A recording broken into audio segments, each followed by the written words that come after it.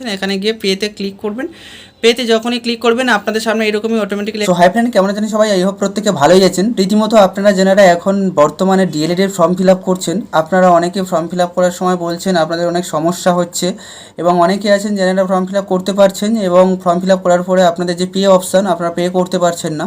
নতুন pay option একটা add হয়েছে অফিসিয়ালি ওয়েবসাইটের মধ্যে, এবং সেখান দিয়ে পে করা যাবে। এবং তারপর অনেকে হয়তো ফিল আপ করছেন, বলছেন যাদের ইনস্টিটিউশন নেম আসছে না। সুতরাং আপনাদের এই যে সমস্যাগুলো, যে পে অপশান আসছে না কিংবা ইনস্টিটিউশন নেম আসছে না, বা অনেকের অনেক সময় রিফ্রেশ হয়ে যাচ্ছে অটোমেটিক্যালি, তো আপনাদের এই যে সমস্যাটা হচ্ছে কি, এর কি সলিউশন রয়েছে এবং আপনারা কীভাবে নতুন ফর্ম ফিল আপ করবেন, সম্পূর্ণ প্রসেসটা আজকে দেখা। এবং এখনও পর্যন্ত যারা ডিএলএড ফর্ম ফিল আপ করেননি, আপনারা দেখতে থাকুন আপনারা কীভাবে ফর্মটা ফিল আপ করবেন এবং তার সম্পূর্ণ প্রসেস আজকে দেখাবো। আপনারা দেখতেই পাচ্ছেন অন স্ক্রিনে আমরা এখন আছি officially website, West Bengal board of primary এডুকেশনের যে অফিসিয়ালি ওয়েবসাইট। আপনারা গুগল ক্রোম ব্রাউজারে গিয়ে সার্চ করবেন WBPE, এই অফিসিয়ালি ওয়েবসাইটটা গিয়ে সার্চ করার পর আপনাদের সামনে এরকম একটা ড্যাশবোর্ড ওপেন হয়ে যাবে, আপনারা দেখতেই পাচ্ছেন। এখানে আসার পর আপনারা এই যে ইম্পর্টেন্ট লিঙ্ক দেখতে পাচ্ছেন, এই ইম্পর্টেন্ট লিঙ্কের উপর ক্লিক করবেন, এবং এখানে ক্লিক করার পর আপনারা এই দ্বিতীয় নম্বর দেখতেই পাচ্ছেন একটা নতুন অপশান অ্যাড হয়েছে যেখানে পে নাও। এই যে পে নাও এই অপশানটা কিভাবে এখান থেকে পে করবেন সেটা সম্পূর্ণ বিষয়টা আজকে দেখাবো। তার আগে দেখে নিই যে আর কি কি সমস্যা হচ্ছে ফর্ম ফিল আপের। এখন আমি লাইভ আপনাদের সামনে ফর্ম ফিল আপ করে দেখাবো। 3 নম্বর যে অপশানটা দেখতেই পাচ্ছেন, online application for admission 2 year D.El.Ed course regular mode session 2024 and 2026, এই যে 3 নম্বর অপশান, এখানে আপনারা ক্লিক করবেন। এখানে ক্লিক করার পর আপনাদের সামনে এরকম একটা ড্যাশবোর্ড ওপেন হয়ে যাবে। অন স্ক্রিনে দেখতেই পাচ্ছেন 2024 থেকে 2026, অর্থাৎ 2024 টু 26 সেশনে যারা অ্যাডমিশন নিচ্ছেন তাদের জন্য এই অফিসিয়ালি ওয়েবসাইট খুলে গেছে। প্রথমত আপনারা বেসিক ইনফরমেশনটাকে এখানে ফিল করে দিচ্ছেন, ঠিক আছে। প্রথমত অ্যাপ্লিকেন্ট নেম, আপনার যে অ্যাপ্লিকেন্ট সেই অ্যাপ্লিকেন্টের নেমটা এখানে ফিল করবেন। তারপর অ্যাপ্লিকেন্টের পিতার নাম এখানে দিয়ে দিচ্ছেন। সেকেন্ড 3 নম্বরে অ্যাপ্লিকেন্টের মাদার্স নেম, অর্থাৎ মায়ের নামটা এখানে দিয়ে। নেক্সট অ্যাপ্লিকেন্টের গার্জিয়ান নেম এখানে দিয়ে দিচ্ছেন। তারপরে এখানে সিলেকশান জেন্ডার মেল নাকি ফিমেল সেটাকে এখান থেকে সিলেকশান করে নেবেন। ডেট অফ বার্থ, আপনার যে ডেট অফ বার্থ সেই ডেট অফ বার্থটা এখানে দিয়ে দিচ্ছেন। ক্যাটাগরি, যে ক্যাটাগরি হবে সেই ক্যাটাগরিটা এখান থেকে ফিল করে দিচ্ছেন। ইমেল আইডি, অবশ্যই ভ্যালিড ইমেল আইডি দেবেন এখানে। তারপর মোবাইল নাম্বার, আপনার যে মোবাইল নাম্বারটা দিয়ে দিচ্ছেন। নেক্সট এখানে হোয়াটসঅ্যাপ নাম্বার, যদি সেম নাম্বার হয়ে থাকে তাহলে এখানে হোয়াটসঅ্যাপ নাম্বারটাও দিয়ে দিচ্ছেন। আধার নাম্বারটা ফিল করছেন। এখানে রিলিজিয়ন, অর্থাৎ ধর্ম, কার কী রিলিজিয়ন রয়েছে সেটাকে দিয়ে দিচ্ছেন। নেক্সট এখানে select type, next select application type, এই যে সিলেক্ট অ্যাপ্লিকেশান টাইপে যাচ্ছেন, এখানে সিলেক্ট অ্যাপ্লিকেশান টাইপে আপনি নান করে দেবেন। এবং যারা এক্স সার্ভিস রয়েছেন তারা উপরেরটা ফিল আপ করবেন, এবং যারা ইন সার্ভিস রয়েছে তারা নিচেরটা। এবং যেহেতু আমাদের ইন সার্ভিস এবং এক্স সার্ভিস কোনোটাই নয়, তাহলে আমরা নো করব, ঠিক আছে। নেক্সট একটু স্ক্রল করবেন। এখানে স্ক্রল করার পর আপনারা দেখতেই পাচ্ছেন প্রেজেন্ট অ্যাড্রেস। প্রথমত সিলেক্ট ইউর স্টেট, অর্থাৎ আপনার যে স্টেট আপনি সেই স্টেটটাকে সিলেকশান করে নিচ্ছেন। তারপর ডিস্ট্রিক্ট এখান থেকে সিলেকশান করবেন, আপনার যে ডিস্ট্রিক্ট, পিনকোডটা দিয়ে দিচ্ছেন।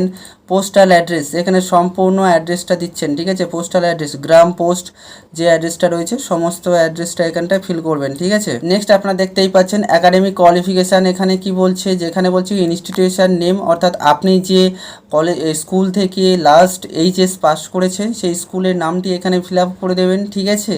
এবং তারপর ফার্স্ট ল্যাঙ্গুয়েজ, আপনার যদি ফার্স্ট ল্যাঙ্গুয়েজ বাংলা হয়ে থাকে তাহলে বাংলাটাকে এখান থেকে সিলেকশান করে নেবেন।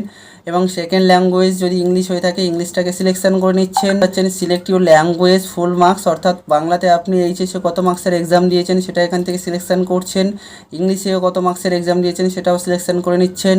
তারপর নেক্সট আপনারা এখানে দেখতেই পাচ্ছেন select your board of council, আপনি যে বোর্ডের আন্ডার থেকে এইচএস পাস করেছেন সেই বোর্ডটাকে এখান থেকে সিলেকশান করে নেবেন। আমি West Bengal council of higher secondary education selection করে নিয়েছি। পাসিং ইয়ারটা এখানে দিয়ে দিচ্ছেন।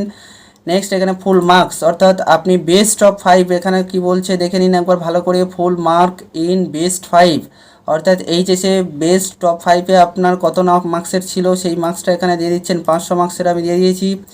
নেক্সট এখানে আপনারা দেখতেই পাচ্ছেন total mark obtained of best 5, অর্থাৎ আপনার প্রথম ফার্স্ট ল্যাঙ্গুয়েজে যদি বেশি নাম্বার থাকে বাংলায় তাহলে আপনি বাংলাটাকে এখানে দিচ্ছেন, কিংবা যদি আপনার ইংলিশে বেশি থাকে তাহলে আপনি ইংলিশটাকে দিচ্ছেন, ঠিক আছে। যেটা দুটোর মধ্যে, যে দুটো ল্যাঙ্গুয়েজ তার মধ্যে যেটা বেশি থাকবে সেটা সব থেকে এখানে ফিল করছেন, ক্লিয়ার। তারপর যদি ইংলিশে মনে করুন আপনার ইংলিশে কম রয়েছে তাহলে এখানে ইংলিশটাকে দেবেন না। বাকি যে বেস্ট অফ 5-এ যেগুলো সব থেকে বেশি নাম্বার রয়েছে যে সাবজেক্টগুলো, সেই সাবজেক্টগুলোর মার্কস এখানে আপনি পরপর যেটা মার্কশিটে রয়েছে সেইভাবে দিয়ে দিচ্ছেন। দেওয়ার পর আপনারা এখানে অটোমেটিক্যালি দেখতেই পাচ্ছেন এই এখানে মার্কসগুলো ফিল করার পর অটোমেটিক্যালি এখানে টোটাল মার্ক অফ অবটেইন এখানে নিয়ে নেবে, ঠিক আছে। আপনি এইচএসে কত বেস্ট অফ 5-এ কত পেয়েছেন, তারপরে এখানে পার্সেন্টেজও অটোমেটিক্যালি ফিল হয়ে যাচ্ছে। ক্লিয়ার?